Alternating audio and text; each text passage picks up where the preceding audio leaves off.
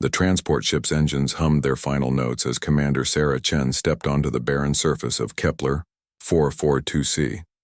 The gravity felt wrong, too light, making each step bounce slightly.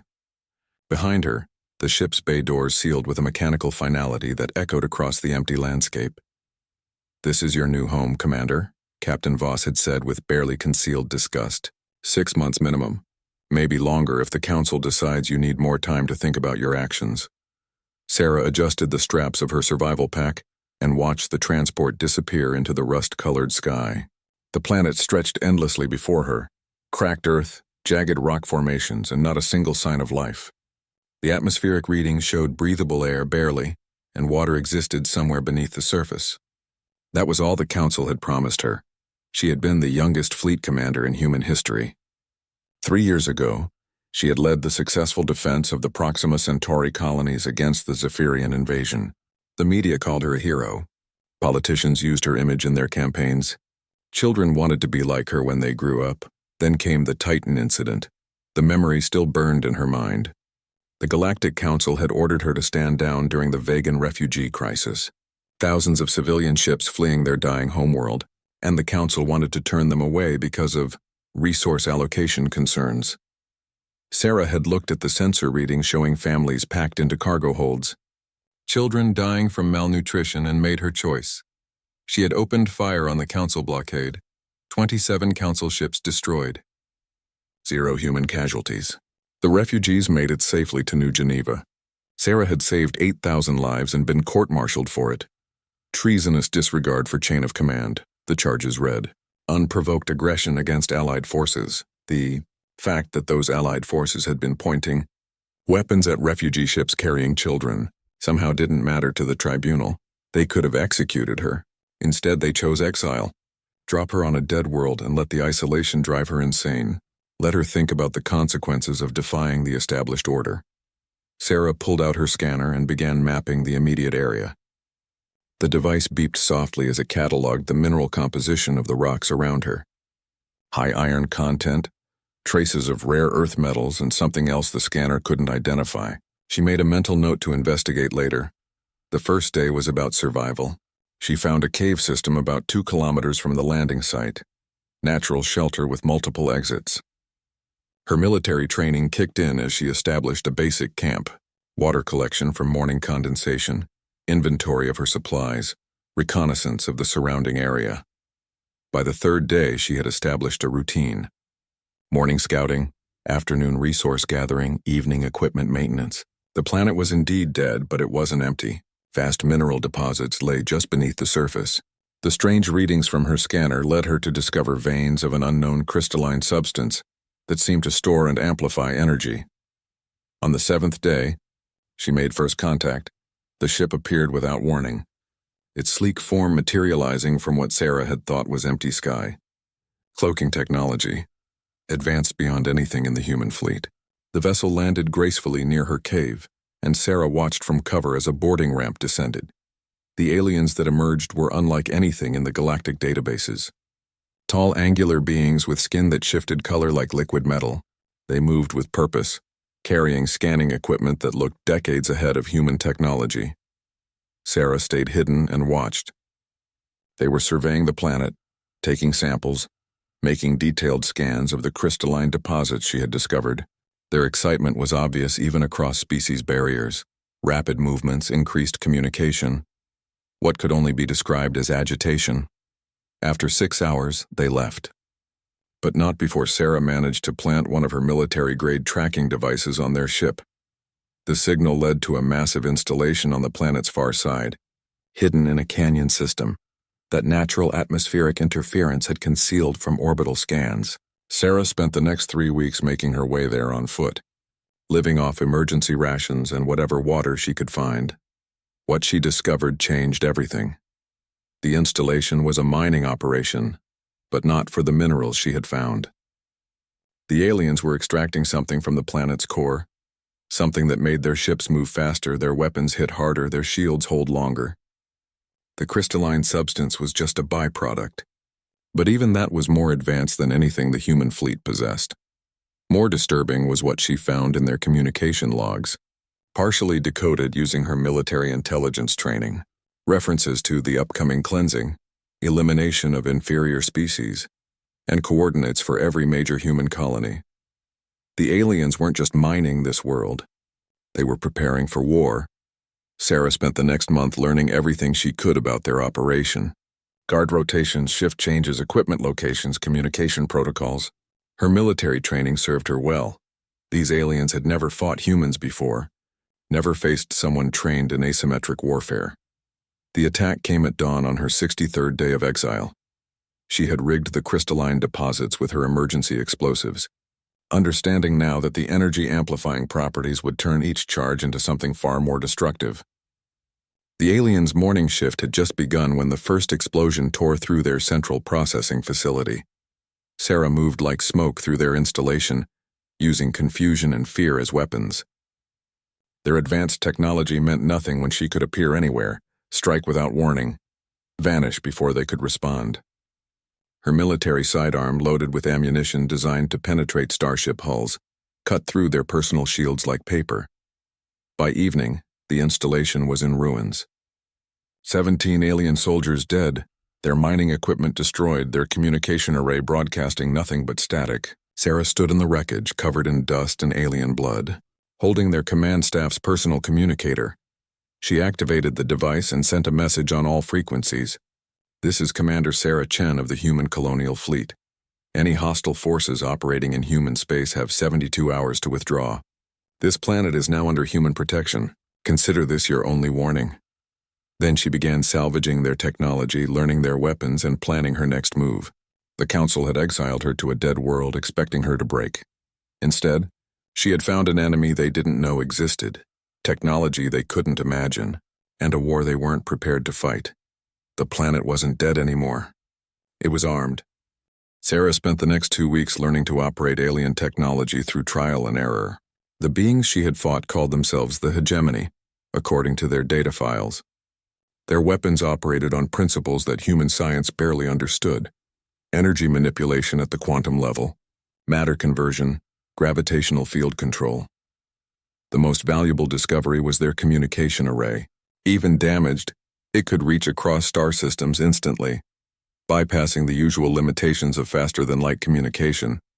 Sarah used it to monitor hegemony transmissions, slowly building a picture of their true scope and intentions. What she learned terrified her. The hegemony wasn't just another alien species. They were a coalition of dozens of races, united under a philosophy of genetic and technological superiority. They had been watching the galaxy's younger species for centuries, waiting for the right moment to begin what they called the Great Pruning, the systematic elimination of any species they deemed inferior or potentially threatening. Humanity was at the top of their list. The reasons became clear as Sarah decoded more of their files. Humans were too adaptable, too aggressive, too willing to fight for others. The vegan refugee incident that had gotten her exiled. The hegemony had orchestrated the crisis, manipulating solar instabilities to force the evacuation. They had wanted to see how the Galactic Council would respond to a humanitarian crisis. Sarah's defiance of the blockade had been noted and analyzed. Her willingness to fire on Allied ships to save refugees marked humans as dangerously unpredictable in hegemony assessments. The decision had been made to eliminate humanity before they could spread their infectious altruism to other species. The mining operation on Kepler 442c was just one of hundreds. The hegemony was harvesting resources from dead worlds throughout the galaxy, building a fleet that would make the combined forces of all known species look like children with toys. Sarah activated the communication array and sent an encrypted message to Earth on military frequencies. Priority Alpha. Commander Chen reporting discovery of imminent existential threat. Request immediate extraction and fleet mobilization. Uploading tactical data. The response came 12 hours later. Commander Chen, you are in violation of exile terms. Transmission ignored. Cease contact or face additional charges. Sarah stared at the message for a long time. The Council wouldn't believe her. Even if they did, they wouldn't act fast enough. The hegemony's main fleet was already moving toward human space, using routes that avoided all known sensor networks. She was alone. That realization should have been crushing. Instead, Sarah felt something she hadn't experienced since the court-martial. Clarity. The council had abandoned her. The fleet had turned its back on her. But the people she had sworn to protect were still out there, still trusting that someone would stand between them and the darkness. Sarah began to prepare for war. The alien installation had been built to process the planet's crystalline deposits into weapon components. With the hegemony miners gone, Sarah could use their equipment for her own purposes. She started small, upgrading her sidearm with hegemony energy cells, modifying her survival suit with their shield technology. The breakthrough came when she discovered the installation's manufacturing center. The hegemony had been building drone fighters, automated weapons platforms designed to overwhelm enemy fleets through sheer numbers. Sarah couldn't operate the complex systems, but she could reprogram them. It took 6 weeks of 18-hour days, but she managed to crack their programming languages. The drone's targeting systems were sophisticated enough to distinguish between different species, different ship configurations, different threat levels. Sarah uploaded new parameters. Protect human vessels, engage hegemony forces on site, prioritize civilian evacuation routes. The first test flight of a reprogrammed drone almost killed her. The machine's weapon systems were more powerful than anything in the human arsenal, and its maneuverability defied physics as she understood them. But it responded to her commands, recognized her as a friendly target, and most importantly, it could produce more of itself using raw materials from the planet's surface. Sarah established a production schedule. Every day, 3 new drones. Every week, she improved their design based on her growing understanding of hegemony technology. The planet's vast mineral deposits provided endless raw materials, and the manufacturing center operated with mechanical efficiency that never tired, never made mistakes, never questioned orders. 3 months after the attack on the installation, Sarah commanded a fleet of 72 autonomous fighters. Each one was capable of engaging multiple hegemony vessels simultaneously. Each one was programmed with human tactical doctrines, designed to fight the way humans fought, with cunning adaptation and absolute refusal to surrender. The hegemony noticed her activities when their monthly supply ship arrived to find empty ruins where their installation should have been. Sarah watched their scout vessel from orbit, using captured sensors that could track ships through multiple dimensions of space. The scout ship sent a distress signal before her drones reached it. Sarah let them transmit. She wanted the hegemony to know what was coming. The response fleet arrived 3 days later. 12 heavy cruisers, ship designs that existed nowhere in galactic databases. Their weapons could crack moons. Their shields could deflect the energy output of small stars. Their crews were the elite of the hegemony military. Sarah's drones hit them like a swarm of mechanical wasps. The battle lasted 18 hours. Sarah coordinated her forces from the planet's surface, using the captured communication array to direct attacks with precision no fleet commander had ever achieved. Her drones fought with inhuman coordination, sharing targeting data instantly, adapting their tactics in real time, learning from every exchange of fire. When the last hegemony ship died in silent nuclear fire, Sarah stood in her cave looking up at debris that glowed like new stars. She had just defeated a force that could have conquered any human world in the galaxy, and she was just getting started.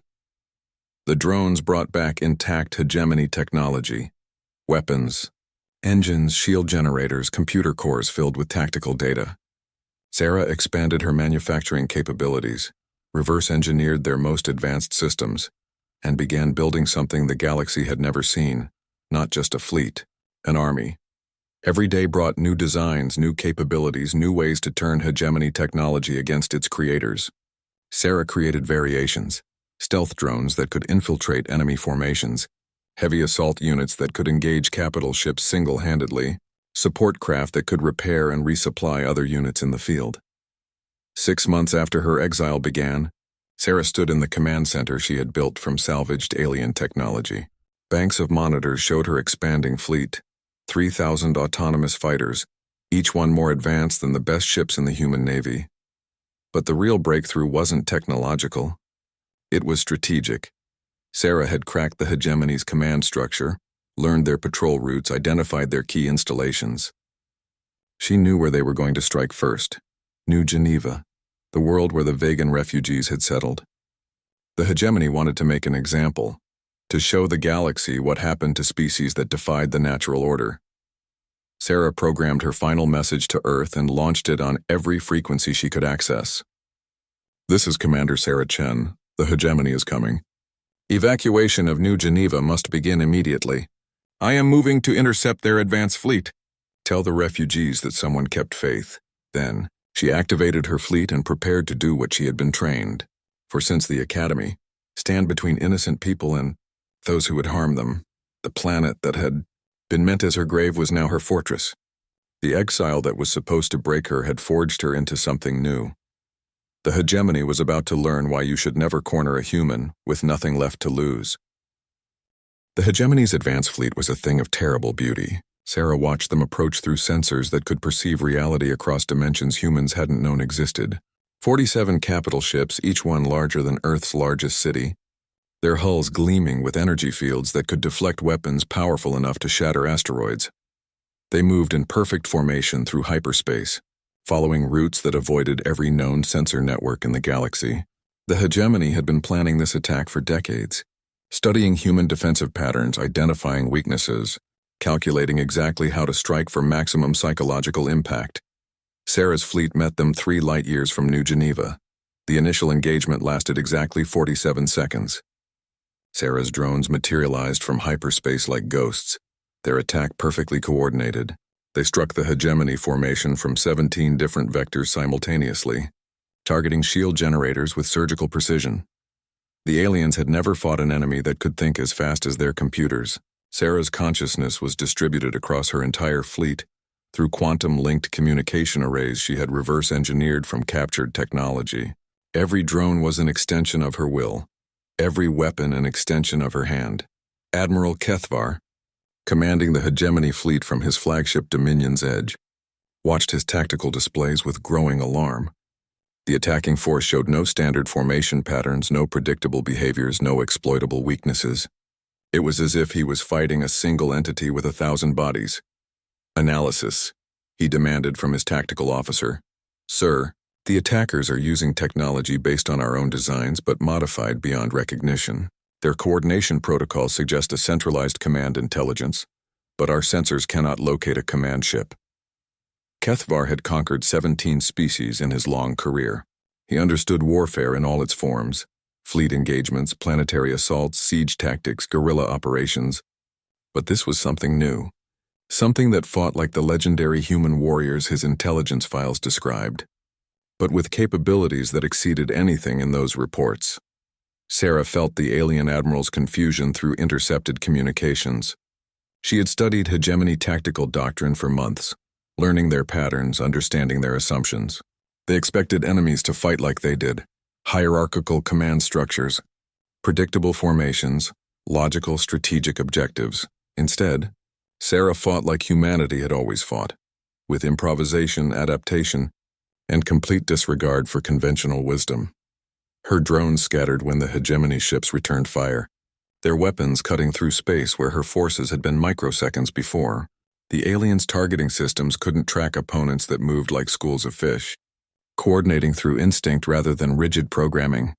Sarah regrouped her forces and struck again, this time targeting the hegemony's communication arrays. Without coordination, their superior firepower became a liability. Ships firing at targets their neighbors couldn't see, weapons crossing each other's fields of fire, formation integrity collapsing as individual captains made desperate decisions. Sir, the tactical officer reported, we've lost contact with the 3rd Squadron. All vessels are dark. Kethvar studied the tactical display. 12 ships, each one capable of glassing a planet, had simply vanished from sensors. No debris, no distress signals, no indication of what had happened to them. Launch reconnaissance drones, he ordered. I want to know what happened to... The drones never transmitted. They disappeared the moment they reached the 3rd Squadron's last known position, swallowed by something that existed in normal space but somehow remained invisible to every sensor the hegemony possessed. Sarah smiled grimly as she watched the alien commander struggle to understand what he was facing. The stealth technology she had developed combined hegemony cloaking systems with human tactics that relied on misdirection rather than pure technological superiority. Her drones could hide in sensor shadows, using the hegemony's own ships as cover, striking from angles that shouldn't exist.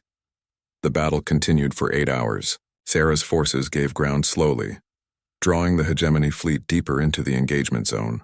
To Admiral Kethvar, it looked like he was winning. The mysterious attackers were retreating, their numbers declining, their attacks becoming more desperate. He was wrong. Sarah had been herding the hegemony ships toward a gravitational anomaly 3 light minutes from the battle zone. The anomaly was natural, a remnant of an ancient stellar collision that created pockets of unstable spacetime. Sarah had spent weeks studying its properties, learning how to use gravitational fields as weapons. When the hegemony fleet reached the precise coordinates Sarah had calculated, she activated devices she had planted throughout the battle zone, modified hegemony gravity generators, reprogrammed to amplify the anomaly's effects rather than stabilize local space. The effect was instantaneous and catastrophic. Space itself folded around the alien fleet, crushing their shields through forces that operated outside normal physics. Ships that could survive supernovas found their hulls compressed like paper, their crews experiencing time dilation that stretched seconds into subjective hours of agony. Admiral Kethvar's last transmission was a single word in his native language. Impossible. Sarah felt no satisfaction as she watched the alien ships die. These beings had been preparing to commit genocide, but they were still thinking creatures with families, dreams, fears. War was never something to celebrate, even when victory was absolute. But the galaxy was safer now. The hegemony's advanced fleet was gone, and with it their ability to strike at human colonies before defenses could be prepared. Sarah collected what technology she could salvage and began the long journey back to her base. The battle had been a victory, but it was also a revelation. The hegemony's main fleet was still out there, still planning their campaign of extinction. And now they knew that someone was actively opposing them. The war had truly begun. Back on Kepler 442c, Sarah expanded her operations again. The captured hegemony ships provided blueprints for weapons she hadn't imagined possible. Planet killers, starbreakers, devices that could unravel the fundamental forces that held matter together. She studied them all, learning their principles, understanding their weaknesses. More importantly, she began to understand the hegemony's true nature. They weren't evil in any human sense. They genuinely believed they were improving the galaxy by eliminating inferior species. Their culture had evolved around principles of genetic and technological perfection, and they saw diversity as a flaw to be corrected. Sarah began modifying captured hegemony technology for a different purpose. Instead of building weapons, she started creating something the galaxy had never seen. A fleet designed not just to fight, but to protect. Ships that could generate massive defensive fields, vessels that could evacuate entire populations in hours, weapons that could disable rather than destroy. The hegemony fought to eliminate. Sarah would fight to preserve. Her message to Earth this time was different. This is Commander Chen. The threat is real and immediate. I am transmitting complete technical specifications for hegemony weapons and defenses. Begin production immediately. I am buying you time, but not much. The real war begins now. This time, the response was almost immediate. Commander Chen, your exile status is hereby suspended pending review. Report to Earth immediately for debriefing. Sarah looked at the message for a long time, then deleted it without responding. Earth was 6 months' travel at maximum speed. The hegemony's main fleet would arrive at human space in less than 3. She would not abandon her post. She would not leave innocent people defenseless. She would not repeat the mistakes that had led to the Vegan crisis. Instead, Sarah began preparing for the largest military operation in human history, one that would be fought not by admirals and generals, but by a single exiled commander and an army of machines that thought with her mind and fought with her heart. The planet that was supposed to be her prison had become the galaxy's last hope. And Sarah Chen, the woman who had been cast out for saving lives, prepared to save them all. The hegemony's response to the destruction of their advance fleet was swift and merciless. Sarah intercepted their communications as they recalled ships from across the galaxy, pulling forces from a dozen ongoing campaigns to deal with what their Supreme Commander Vexthul called the human aberration.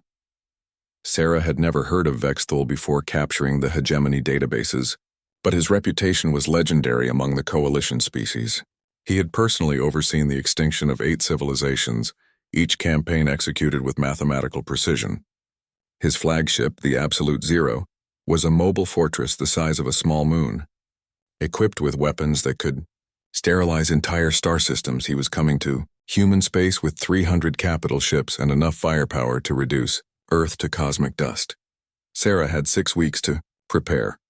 Her manufacturing capabilities had grown exponentially since the first battle. The planet's crystalline deposits provided nearly limitless energy, and captured hegemony matter converters could transform raw minerals into any material she needed. Her drone production had scaled up to 1,000 units per day, each one more sophisticated than the last. But numbers alone wouldn't be enough against Vexthol's fleet. Sarah needed something revolutionary, something the hegemony couldn't predict or counter. The breakthrough came from an unexpected source, the planet itself. While studying the unusual readings from the crystalline deposits, Sarah discovered that Kepler 442c wasn't actually dead. It was dormant. The planet's core contained a massive network of crystalline structures that functioned like a planetary nervous system. The dead world was actually a sleeping giant, one that had been waiting millions of years for the right catalyst to awaken it. Sarah provided that catalyst. Using modified hegemony biointegration technology, she connected her consciousness directly to the planet's crystalline network. The experience was overwhelming. Suddenly her awareness expanded beyond her physical body, beyond her fleet, to encompass an entire world. The planet's memories flooded through her mind. Ancient civilizations that had lived and died on its surface, cosmic events that had shaped its geology, and most importantly, the defensive systems those long-dead inhabitants had built before their final extinction. Kepler 442c had been fortified by beings who understood that the galaxy was a dangerous place. They had turned their entire world into a weapon, using technologies that made hegemony science look primitive. Then they had gone to sleep, waiting for someone worthy to claim their legacy. Sarah was that someone. Working with the planet's awakening consciousness, she began activating systems that had lain dormant for eons. Massive energy projectors rose from hidden chambers beneath the surface. Orbital defense platforms materialized from asteroid fields that hadn't been asteroids at all. Sensor networks came online that could track ships across multiple dimensions simultaneously. The planet wasn't just her base anymore. It was her ally. More ships arrived in human space as word of the hegemony threat spread. Not human ships, those were still 3 weeks away, but vessels from species that had suffered under hegemony aggression for generations. The Altarians, whose homeworld had been strip-mined by hegemony forces. The Zenkari, survivors of a species the hegemony had nearly exterminated for being genetically inefficient. The vegan refugees Sarah had saved, arriving in every ship they could commandeer. Sarah opened communication channels to the growing fleet. "This is Commander Chen. I know many of you have no reason to trust humans after the Council's failures. But the hegemony is coming and they plan to end all of us. Stand with me and we fight together. Stand against me and I'll understand. But don't stand aside and watch innocents die." The response came from Captain Yelnara of the Altarian cruiser Forgotten Hope. "Commander Chen, my people remember what you did for the Vegans. We remember that humans are willing to fight for others, not just themselves. Our ships are at your command." Similar messages poured in from dozens of vessels. Species that had never worked together, united by shared hatred of hegemony, oppression and respect for the human who had made the first successful strike against their common enemy. Sarah coordinated the defense from her command center deep within the planet's core. The awakened crystalline network provided processing power that exceeded anything the hegemony had ever built. She could track every ship in the system simultaneously, predict their movements, coordinate responses across light years of space in real time. When Vexthol's fleet arrived, they found a trap 3 solar systems wide. The hegemony Supreme Commander studied the tactical displays with professional interest. The defense fleet was larger than expected. 200 ships from various species. Formation patterns that suggested unprecedented cooperation between traditional enemies. But numbers meant nothing against technological superiority. "Analysis," he commanded. "Sir, the defending fleet shows human tactical doctrine, but with coordination protocols we've never encountered. They're using our own communication technology, but somehow improved beyond our current capabilities." Vexthol nodded. The human aberration had proven resourceful, but resourcefulness only delayed the inevitable. He had brought enough firepower to destroy everything in the system twice over. All ships advanced to attack formation. Prepare for planetary bombardment. I want this system sterilized completely. The battle began at maximum range with energy weapons that could burn through planets reaching across the void. Sarah's mixed fleet scattered according to plans she had spent weeks developing, using gravitational slingshots around gas giants to achieve velocities that stressed even their enhanced engines. The hegemony expected a conventional engagement, formation fighting, ships trading broadsides, the technologically superior force grinding down inferior opponents through sheer firepower. Instead, they found themselves fighting a three-dimensional puzzle that changed faster than they could solve it. Sarah's ships hit them from every direction at once. Altarian vessels, equipped with human-designed targeting systems, struck with precision the hegemony couldn't match. Senkari fighters, their hulls upgraded with captured hegemony armor, survived damage that should have destroyed them. Vegan evacuation ships, retrofitted with defensive shields and electronic warfare systems, confused hegemony sensors until their targeting became useless. But the real surprise came when the hegemony fleet moved to bombard the planet. The defensive systems, Sarah had awakened, revealed themselves for the first time in millions of years. Energy beams that operated outside known physics lashed out from the planet's surface, cutting through hegemony shields like they were made of paper. Orbital platforms that had disguised themselves as moons opened up with weapons that fired. Compressed spacetime itself, supreme. Commander Vexthal watched in stunned silence as his flagship's shields failed under assault from weapons that shouldn't exist. The Absolute Zero, which had survived attacks from entire fleets, found its armor failing against forces that rewrote the laws of physics in their immediate vicinity. "Sir," his tactical officer reported, "we're detecting massive energy surges from the planet's core. Whatever they've awakened down there, it's not using any technology in our databases." Sarah felt the planet's consciousness merging with her own. As the ancient defenses reached full power, she was no longer just commanding a fleet.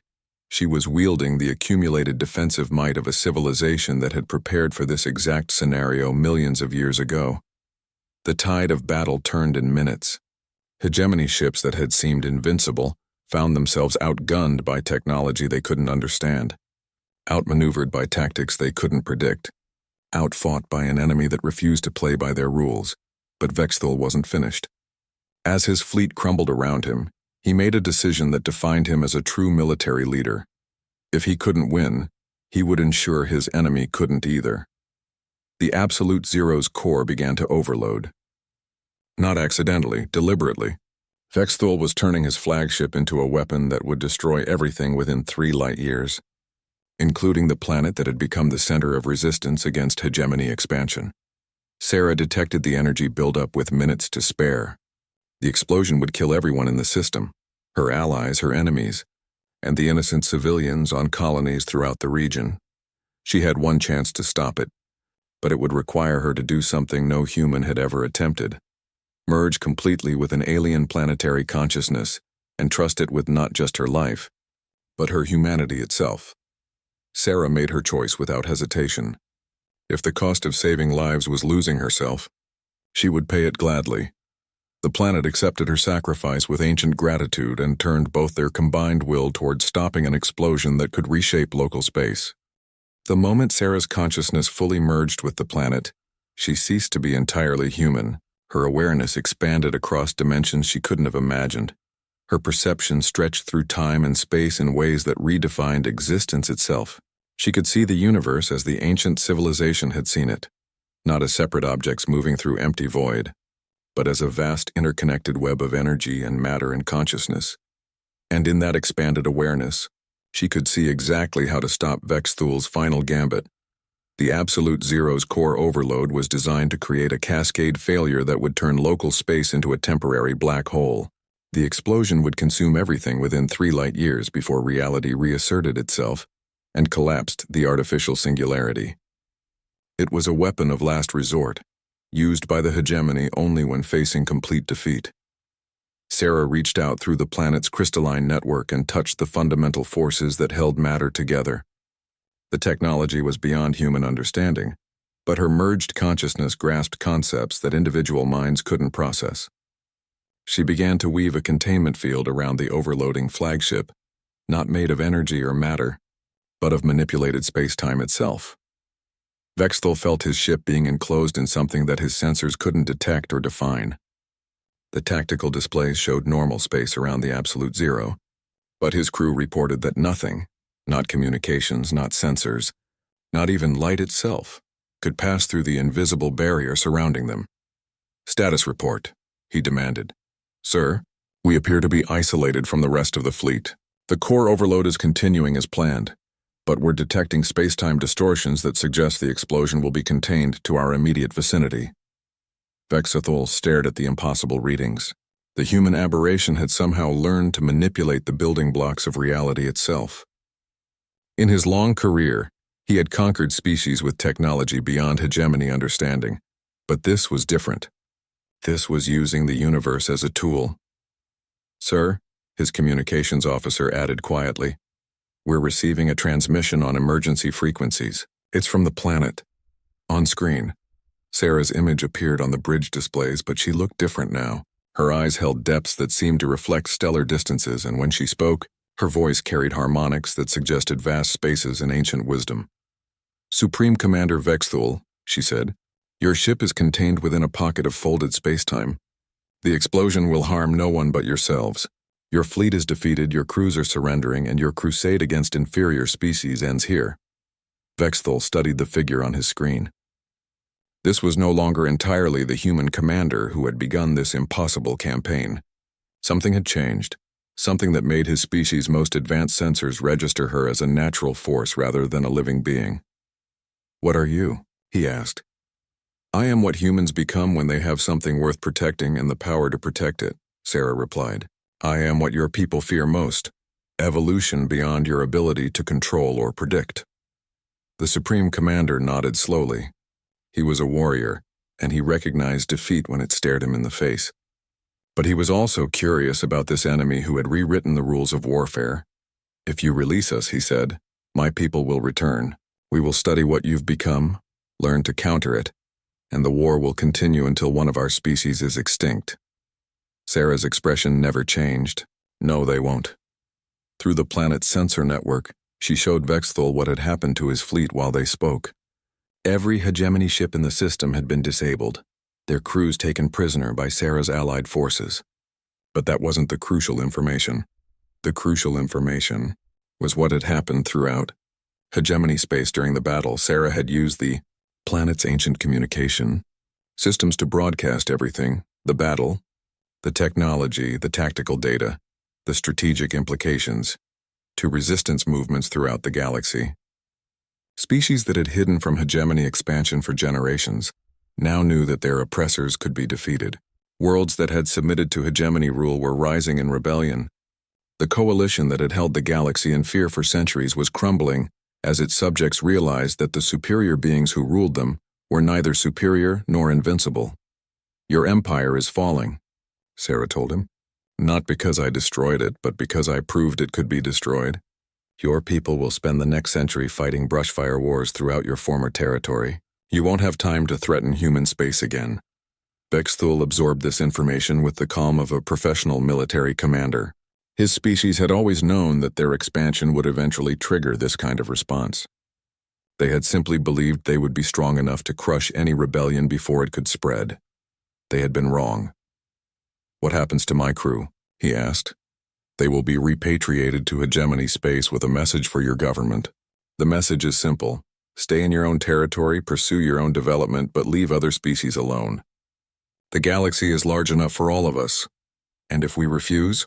Sarah's smile carried no warmth. "Then you'll discover what happens when humans stop trying to be reasonable." The containment field around the absolute zero dissolved, and the ship's core overload was mysteriously neutralized. Vexthal's crew reported that their weapon systems had been completely disabled, but life support and engines remained functional. They were being allowed to leave.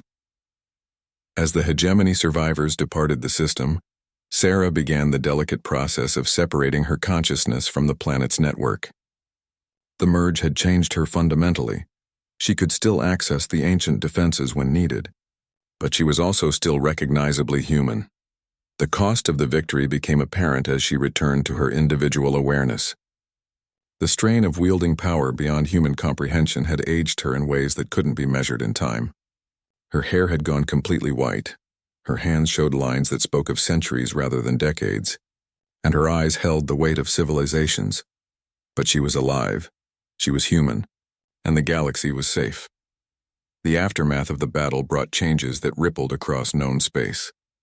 The Galactic Council, faced with irrefutable proof of the hegemony threat and Sarah's response to it, formally rescinded her exile and offered her command of the combined fleet.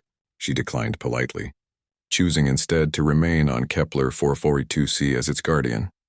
Representatives from dozens of species arrived to study the planet's defenses and negotiate mutual defense agreements. The world that had been chosen as a prison became the center of a new kind of galactic cooperation, one based on shared protection rather than shared domination. Sarah established the Guardian Corps, an organization dedicated to protecting vulnerable species from existential threats. Her original drone fleet became the core of a force that could respond to crises anywhere in the galaxy, within days rather than months. The hegemony kept their word, withdrawing to their core territories and focusing on internal development. Occasional border skirmishes tested their boundaries, but they never again attempted large-scale expansion into space inhabited by inferior species. Captain Yelnara of the Altarian fleet became Sarah's second-in-command, helping coordinate responses to humanitarian crises throughout the galaxy. The Vegan refugees established a colony on Kepler 442c's largest moon, their children growing up under the protection of the woman who had saved their families. Earth finally sent an official delegation 6 months after the battle. Admiral Morrison, Sarah's former commanding officer, stood in her command center surrounded by technology that made Earth's most advanced ships look like children's toys. "The Council wants you to come home," he said. "Full pardon, restoration of rank. Command of the Colonial Defense Force. You've earned it." Sarah looked out through her office windows at the thriving settlement that had grown around the ancient planetary defenses. Children from a dozen species played in the gardens that had been built over the old hegemony mining pits. Ships from across the galaxy came and went, carrying supplies, refugees, and hope to worlds that had forgotten what safety felt like. "I am home," she said simply. Admiral Morrison nodded, understanding. "What do I tell the Council?" Sarah smiled, and for a moment she looked like the young commander who had defied orders to save lives so long ago. "Tell them the galaxy is under new management." 5 years after the Hegemony War, as historians had begun calling it, Sarah stood before the newly constructed memorial wall that dominated the central plaza of New Geneva City. The wall bore the names of every being who had died in the conflict, human, alien, even hegemony casualties. War was tragedy regardless of which side claimed victory. The irony wasn't lost on her that she was standing on the same world where she had first defied orders to save vegan refugees. New Geneva had become the unofficial capital of what media outlets called the Guardian Alliance, a loose confederation of species, united by shared commitment to mutual protection and humanitarian. "Ed Guardian-chen," called a voice behind her. Sarah turned to see Dr. Ethvara, the Zenkari scientist who had become the Alliance's chief technology officer.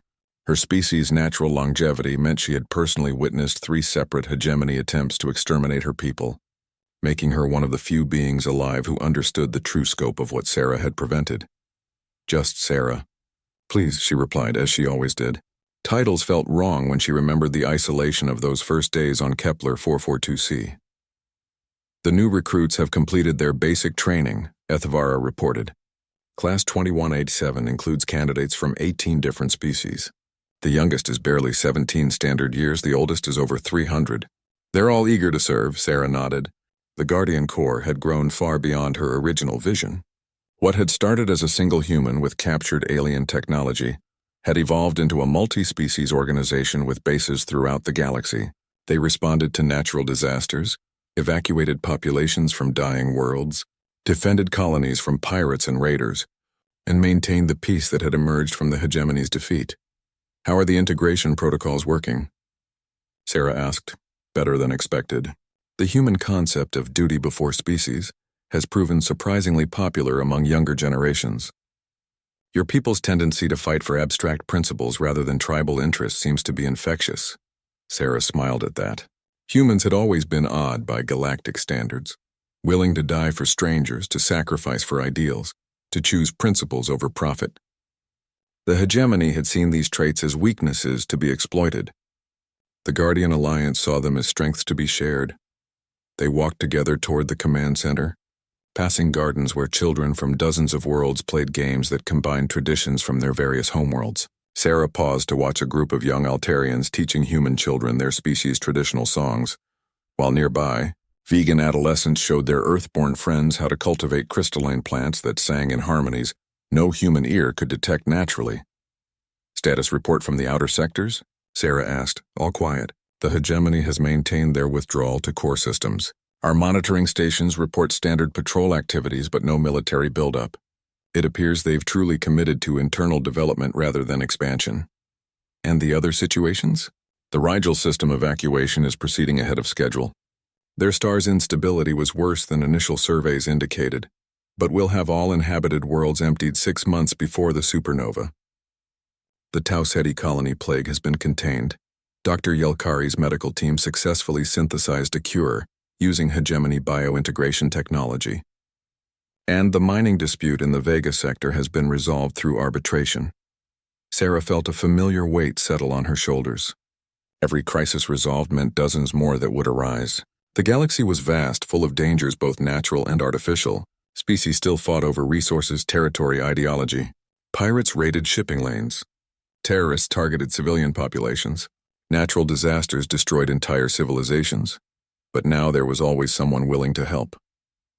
The Guardian Corps had proven that cooperation between species wasn't just possible, it was profitable. Worlds that had spent centuries in isolation were now trading partners. Technologies that had been jealously guarded were being shared freely. The galaxy was becoming more connected, more prosperous, more peaceful. There's something else, Ethvara said quietly. We've received a transmission from Hegemony Space. It's addressed to you personally. Sarah's expression didn't change, but she felt the familiar tightening in her chest that came with reminders of the war. Put it through to my private office.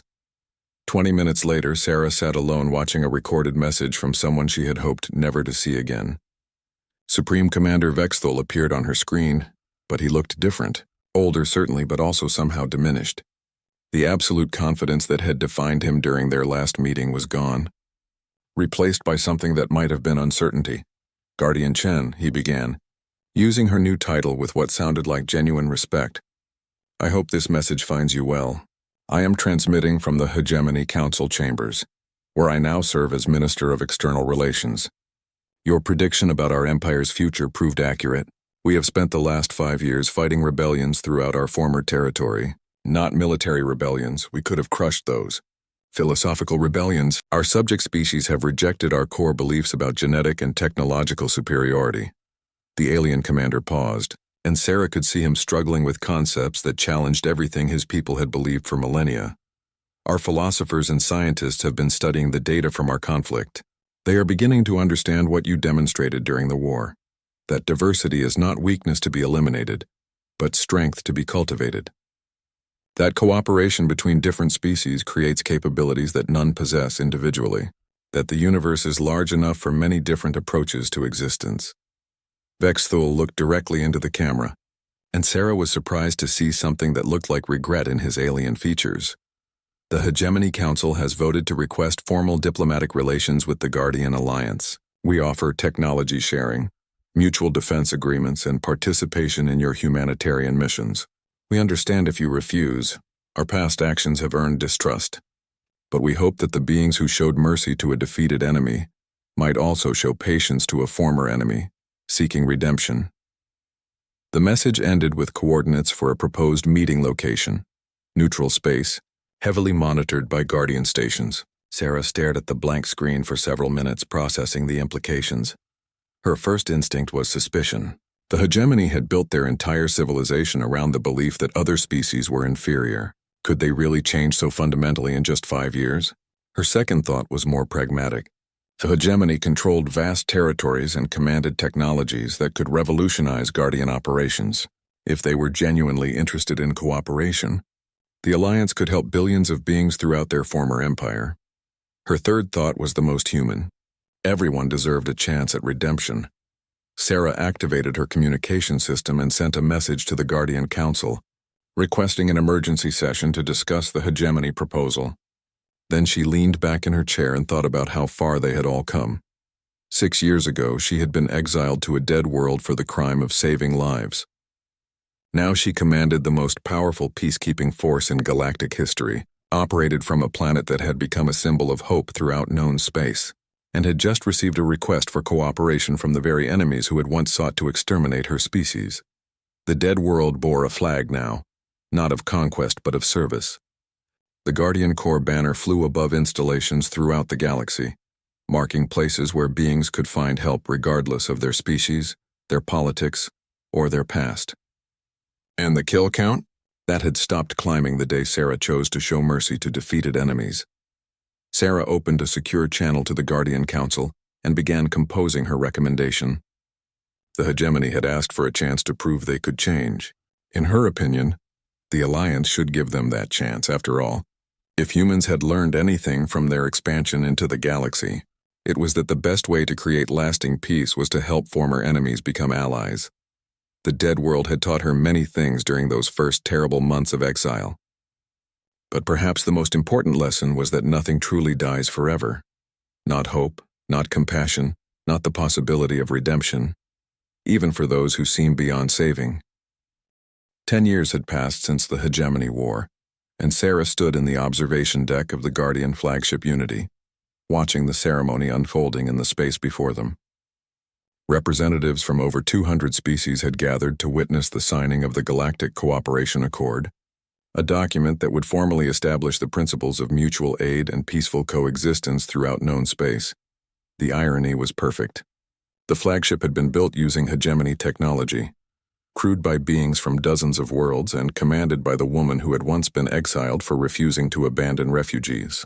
Now those same refugees' children served alongside former hegemony soldiers in the Guardian Corps, united by shared commitment to protecting the innocent. "Ma'am," called Lieutenant Torres from the communication station, "Earth Central is requesting a direct link for the ceremony.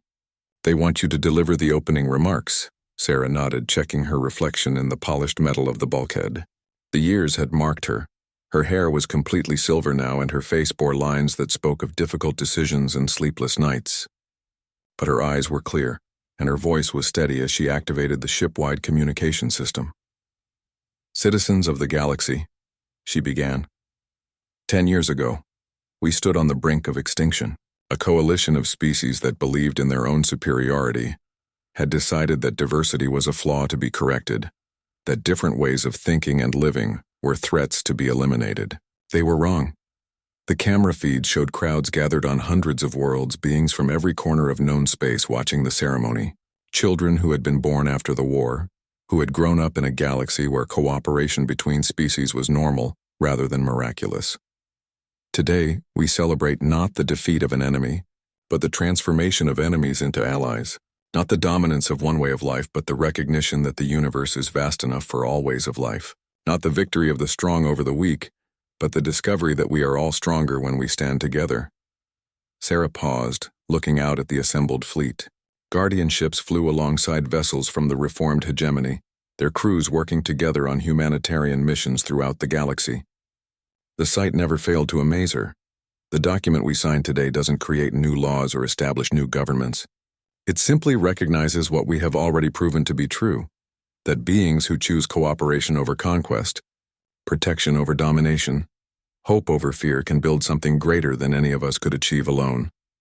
As she spoke, Sarah's thoughts drifted to the memorial garden on Kepler 442c, where a simple stone bore the names of every guardian who had died in service to others. The list included humans, Altarians, reformed hegemony volunteers, and dozens of other species. They had given their lives not for conquest or glory, but for the radical idea that all sentient beings deserve to live free from fear. Some of you watching today remember the old galaxy, where species feared each other, where might made right, where the strong preyed upon the weak. Some of you know only the galaxy we have built together, where crisis brings help rather than opportunity for exploitation, where difference is celebrated rather than feared. The ceremony continued with representatives from each member species, adding their formal agreement to the accord. Sarah watched as beings who had been enemies just years before now worked together to solve problems that affected them all. The hegemony's former Supreme Commander, Exiled, now their ambassador for interspecies relations, stood beside Captain Yelnara as they jointly signed provisions for refugee protection. "Guardian Chen," came a voice from behind her. Sarah turned to see Dr. Ethavara approaching with a datapad. The final casualty reports from the Andromeda evacuation. Sarah took the pad and read the numbers. 3 billion beings successfully evacuated from 17 worlds before the galactic core explosion. 0 casualties among civilian populations. 14 Guardian ships lost, but their crews evacuated successfully. It was the largest humanitarian operation in galactic history, and it had been accomplished through cooperation between former enemies. "Any word on resettlement?" Sarah asked. "The hegemony has offered to share 3 of their outer systems. The Altarian Federation is providing transportation. Earth is contributing agricultural technology. The Zenkari are handling medical support for species with unusual biochemistry. Everyone is contributing something." Sarah smiled. This was what victory looked like. Not conquered enemies, but transformed allies working together to save lives. "Ma'am?" Lieutenant Torres called again.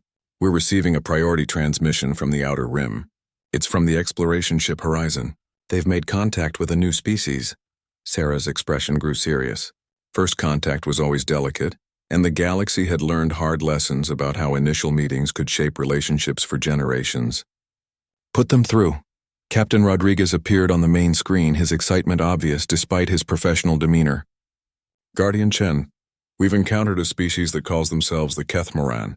They're technologically advanced, but they've been isolated in their home system for over 1,000 years. They're requesting permission to join the galactic community." "What's their situation?" Sarah asked. "They've been hiding, ma'am. Their historical records show that they encountered the hegemony centuries ago, back when the coalition was at its most aggressive. The Kethmoran chose isolation rather than risk extinction. They've been monitoring galactic communications, and they've been following our progress since the war ended." Sarah felt a familiar weight of responsibility. Another species emerging from hiding. Another chance to prove that the galaxy had truly changed. "Transmit our standard first contact protocols. Assign a diplomatic team with hegemony representation.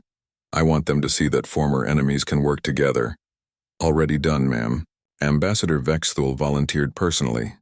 The ceremony concluded with the formal activation of the Galactic Emergency Response Network, a system that would allow any world to request immediate assistance in case of natural disaster, humanitarian crisis, or external threat. Stations throughout the galaxy lit up as the network came online, creating a web of mutual support that spanned thousands of light years.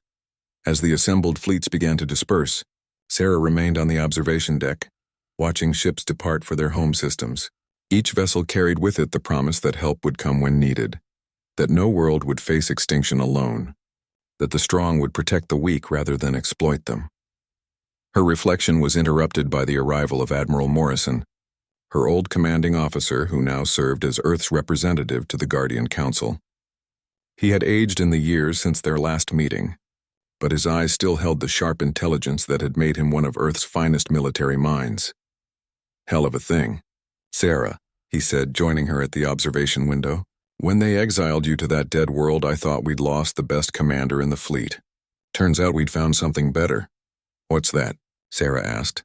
"A leader who could turn a dead world into a symbol of hope." Sarah considered that. Kepler 442c was no longer the barren wasteland she had been exiled to.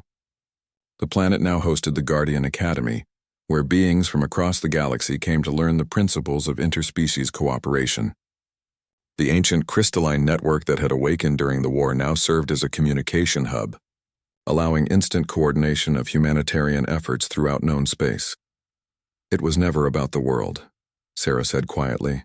"It was about the choice to help rather than harm, to build rather than destroy, to stand with others rather than stand alone."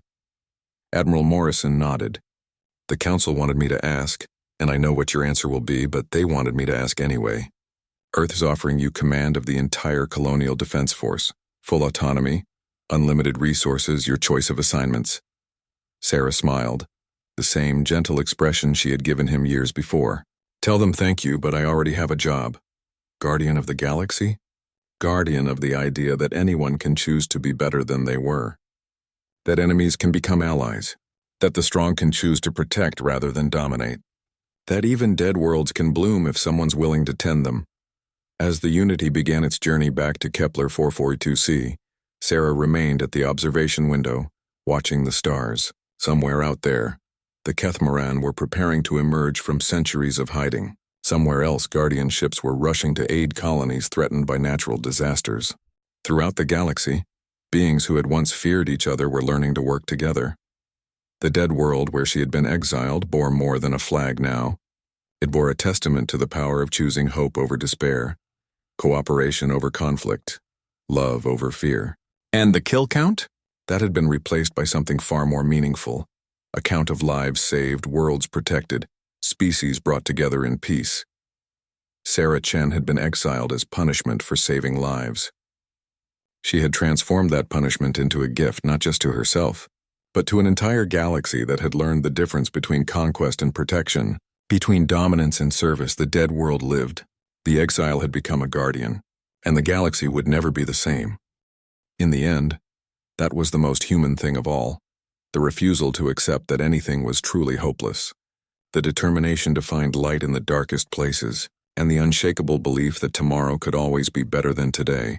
The stars watched over her journey home, eternal witnesses to the truth that had transformed a dead world into a beacon of hope, that the greatest victories are won not by defeating enemies, but by turning them into friends.